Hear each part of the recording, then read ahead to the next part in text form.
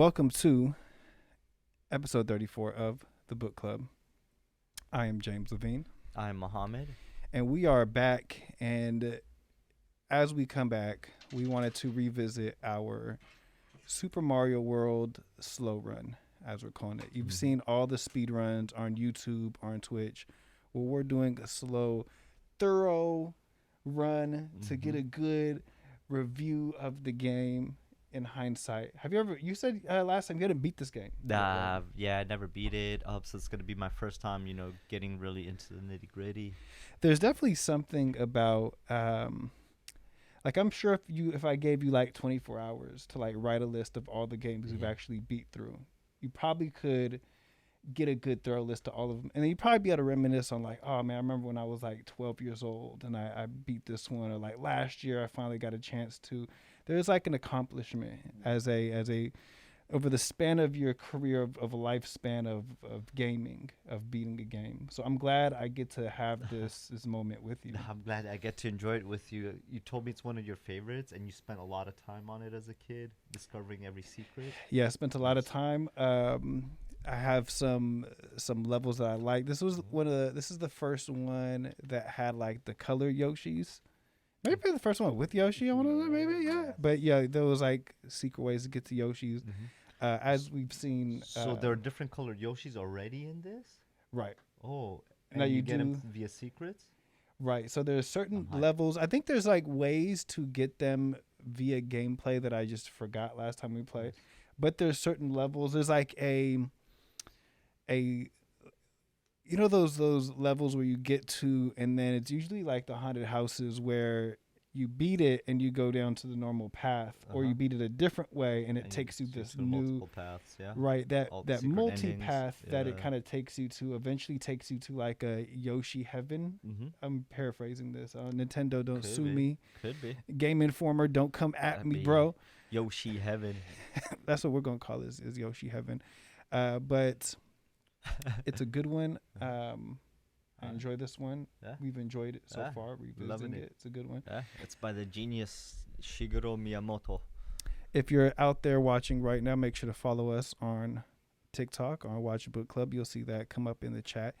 We're going through a starter kit series just to, let's say that, you're on TikTok and you happen to see a sports podcast that has a rapper named Cameron. You're like, oh, this Cameron guy seems kind of funny.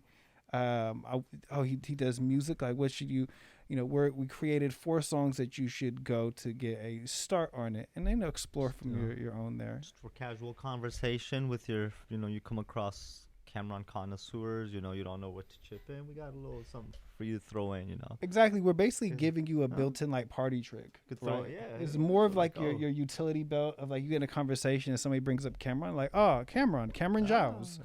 I'm familiar with Yes. Cameron Giles. Certified Gangsters is a good one. That indeed. verse. Yes. Now I that agree one with is you something all, else. but Get 'Em Girls was particularly unique. And we perfect. purposely were not trying to find the big hits. Everybody knows Oh Oh Boy Boy, and Hey Hey Ma. Ma, right? And, if you get to that conversation with, if it's like a super casual conversation, everybody's going to bring that up already, right? Even straight away from Dipset Anthem. Exactly. Like, that's, treading the line between. Well, actually, fuck it. It was a big hit. It was, Even it was a outside, big hit. yeah, Right, it it was a big hit, was, especially in the moment. Yeah, it really But was. these are the 4 songs that are going to mainstream, impress your yeah. friends. It's going to impress at a party. If you're at, let's say, at a work lunch, or like after happy hour with some coworkers, you trying to get this promotion. You happen to know that your boss is a Cameron fan. Everybody else who's trying to Perfect kiss segue. ass is gonna be like, oh yeah, I remember Hey Ma. Yeah. That was a good one. No, we're giving you the With deep Joel cuts. Santana. Freaking Zeke. The cult leader, Jim Jones. So this is basically advice to help you get a promotion at work. This is what we're trying to help you out with. Easy peasy. Sure. You'd be like, nah, it's Joel Santana. It's Freaky Zeke. Jim J.R. Jones writer is a cult leader, but nah. of the Goonies. Show the Goonies. Not and then the Most Def one just came Oh, out. yeah. So give those a look, check them out, enjoy them, share them, go back to them, create a playlist of them, share them with your friends, family. Maybe your mother isn't aware of Cam outside of just, or maybe she was just like a Killer Season type head, Yeah. right? Maybe your mom was just fucking with Killer Right. Season. Well, like, let's just go back. And I do appreciate everybody in the comments who wanted us to even go deeper. And they were like, well, what about like, Chariots of Fire, SDE? Ooh, yeah. Those are good choices. We're trying to hit you with the starter kit. You're getting a little bit ahead to the upgrade that we may drop in the future of that. But Cameron, big fan, be on the lookout for more that we're going to have. If you have any artists that you enjoy that you want us to like, or maybe you just heard in that conversation with your friends after school, somebody brought up an artist like, oh, wow, I don't know much about that. Let us know. We'll do the hard work for you. We'll go in our team of scientists, researchers, physicists, interns, experts. Yeah. Will come up with a starter kit for that. I do see Free of charge. Free of charge. The only place that's happening right there. We're just doing it free of charge for you, the people. But as soon as Wes Anderson wants to come back, steal our ideas, though, he's gonna have to pay for those. Not free of charge. I need to check at all. Now you do have an interesting shirt today. Oh, yes. Want to talk about maybe something important that was going on there with them? Yes. We're kind of just talking about it before the show started, but Bayern won the title. For what, last time anyone won the title was Dortmund in 2011, 2012. That makes it 11, I guess, right? If the last time was 2012 in Dortmund, now it's 2022, 2023. Still, 11 seasons in a row. Bayern, Dortmund was up there on the table. They simply needed to win. A tie wasn't going to cut it. Dortmund needed a win. Bayern needed a win, and one of the biggest chokes in current soccer, I believe. couldn't get the job done. No, it's insane. At home, in front of like 70,000 plus fans at Signal Iduna, against Mainz, who does have a lot of great players, but it shouldn't have been a team that altered Dortmund's plans. As a Bayern fan, I should be happy, but just as a human being, man, it breaks my heart to see them like this, dog. Y'all choked. It just Right. It's a hard. I'll try to get to my heartstrings. Now, do you feel like, I'm not too familiar with Bundesliga, right? But is this one of those things? Because you said Bayern is on this, historic 11-year run. It's a decade. Yeah. Somebody who was 10 years old when they won this first to start this streak just got able to drink this year. It was just able to get of drinking age, right? So it's a long time of a period. Is this one of those things where, I don't know how close it's been maybe for them to lose it. Like, I don't know if it's to last week, but is this one of those things where like all of the teams of Germany, of all of the Bundesliga teams, were they all kind of secretly rooting for Dortmund? I would think so. Everybody wants to see, Bayern toppled and just a little bit of change brought. Just based on little stuff I've read here and there, there's even Bayern fans that wanted Bayern to lose just to bring a, change in the league and not continue with the whole trend.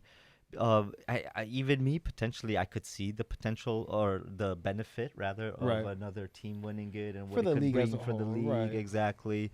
The eyes it could bring, and not label it so much as a farmers league, because slowly, to me, Bayern's still the second best league in the world, but I can understand why La Liga slowly crept up there and took that role, and Bayern gets labeled as a farmers league at time, and I think that's unfair, especially because we had, I think, the best contention where it came down to the final match day in all of the fucking leagues, like fuck calling it for. But nonetheless, I could see those criticisms when ultimately Bayern won it once again.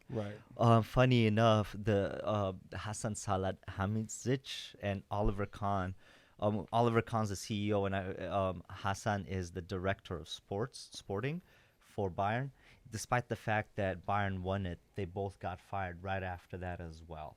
Wow, so like the performance was so close that even this that kind of victory is not enough to keep your job. Interestingly enough, during the game, Hassan was there, but Oliver Kahn was not, and it was later revealed as because when Oliver Kahn was told that he would be fired a few days prior, he threw a fit in front of everyone, right, and caused a whole scene. So they banned him from the stadium for that. Couldn't even go to the final final game. game. Yeah, I would do the same thing, to be honest. no, I think so, especially because Bayern. One of the many things I love about them is like the club, like exudes prestige and excellence and Right. professionalism, and like hot-headed is not the Bayern way. You know, Right. you're a top-class gentleman with so.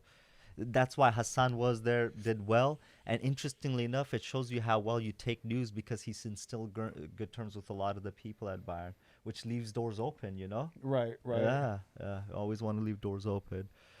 Surprised Tuchel didn't get eliminated. I mean, sacked, but it's okay. Now, did you happen to see? There's this story I happened to see on TikTok, right? In the Championship League, there was a club. I want to say, oh my God, all our British fans out there who are watching, Roadmans, excuse me for this, but it's like Lucktow Town, Lucktow City. Okay. So they won this past weekend. Okay. And that put them in the top 3. I don't know if they won all the Championship League, and that moved them up into the Premier League. Right? They are one of the first clubs in recent history to go from literally the bottom rung all the way up to the top. Yeah. And there's one player who took him there too, right? Right, he was a part of every league. I forgot who he is, and he kind of Right. joked with them like he got some criticism because he said I did it all, da da da da da. Right. Now some people snap back like, well, now you're an actual big, but yeah, it's crazy to have. He started off as an amateur, I believe, or a Right. semi-pro, and basically worked his way up to professional. Yeah. And now he's the first player Yeah. starting next year to play in all leagues. Yeah. The funny That's thing so about cool. it, and I gotta show you So this video fucking dope. later. Maybe we'll cut a TikTok for it. I'll put it up in there. But their stadium it's not big. It seats like 10,000 people, so it's like half of what PayPal does, right? And like in England, there's 2 entrances for like home entrance and away team entrance, right?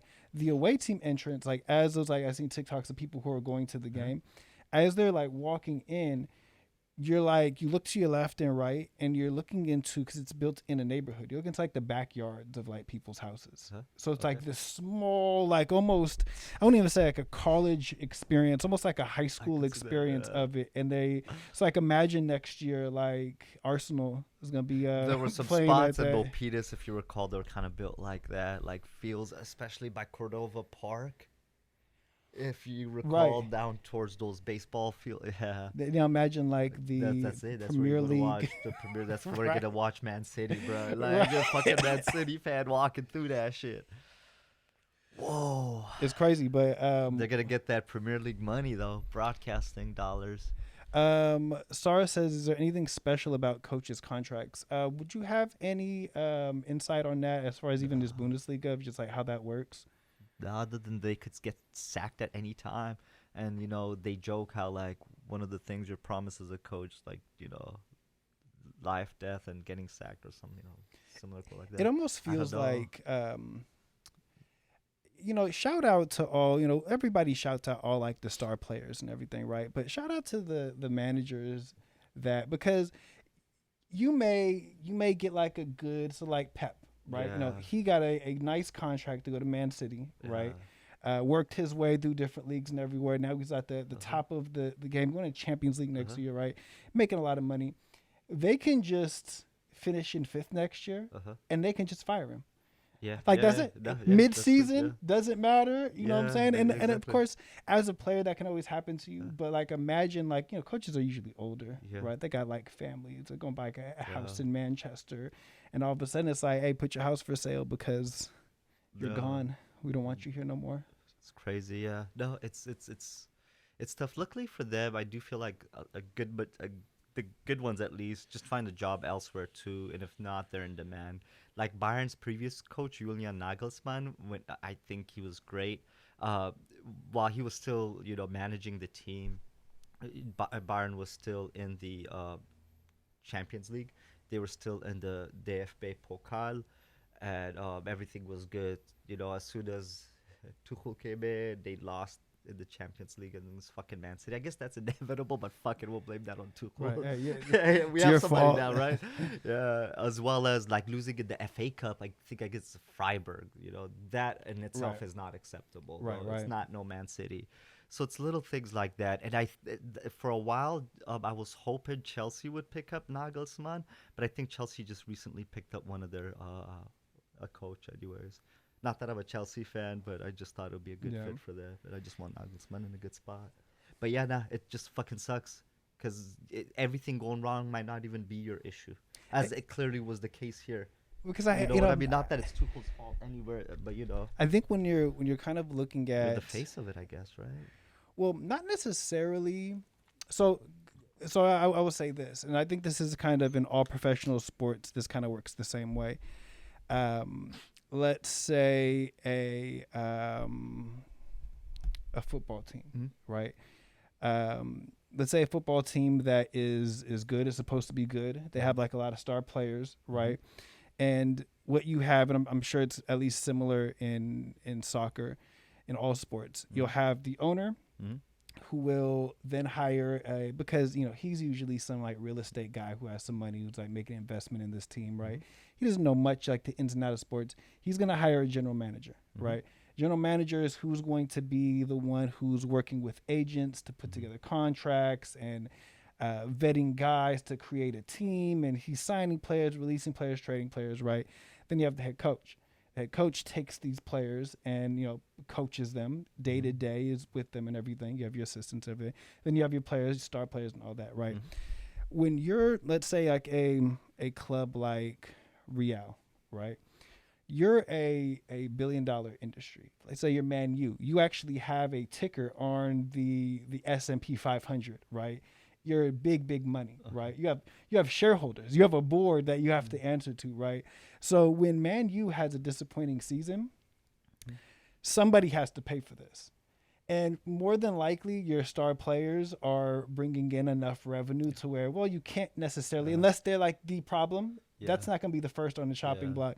The general manager, who probably should be getting all the blame, he can point out the head coach. Players can point out the head coach. The head coach really has nowhere to point to. Yeah. So in the sense, you are right. You are the face of the team as far as if your team wins Champions League, it's going to be Benzema that's going to be the face of the team. If your team gets eliminated in the first round of knockout in Champions League, you're the one who's going to get fired. Yeah, you're the manager, yeah. You're the one who gets canned. Yeah. It's tough. Yeah. I guess the only thing I have to add to that also comes down to just the team's overall performance throughout and just what the trend was like with the previous coaches. And, of course, you never know what it was like until the next coach comes in and you see where it lies in. Right. So, of course, hindsight 2020. But it's crazy. It's the one role that doesn't allow you hindsight. Right, exactly. Everybody else can get a little bit of hindsight. Right. Players you expect to improve. Right, and at least with them, you could bench a player. Right, you could just loan them out. Right, like what? All right, okay, then maybe this isn't working, but you're young. Let your contract just run. Right, we could. The coach though, it's like your key card doesn't work here no more. So in all sports, a coach's contract could get sacked at any time, right? Okay, that's the impression I was under. Nobody is actually. I think there's no guaranteed contract in that. Okay, which is why I think a lot of coaches. So I think I'll say this. I think one of the safest jobs that you could have is a big time college football program. Because more than likely, especially if you're one of those teams, college football kind of works the way that like Premier League works in a sense that there's already going into the season. Everybody knows these 8 teams are the only teams that are relevant enough to actually win the championship, right? So if you're like a Kentucky and you can finish like 7-6, and it's like, you know what, that was great for us. It's like being like a Wolverhampton. It's like, we finished 8th. Like it's amazing. Yeah. The city's going crazy for this. So I think that it's a bit more safer than than most sports, but I think basketball is, because basketball you're gonna always be the number one guy who's gonna get sacked. You know what I like about soccer as well, because you have an excellent point. It's great seeing your team improve and go up and down through the table and all of that. Another thing is cool when your team makes it to like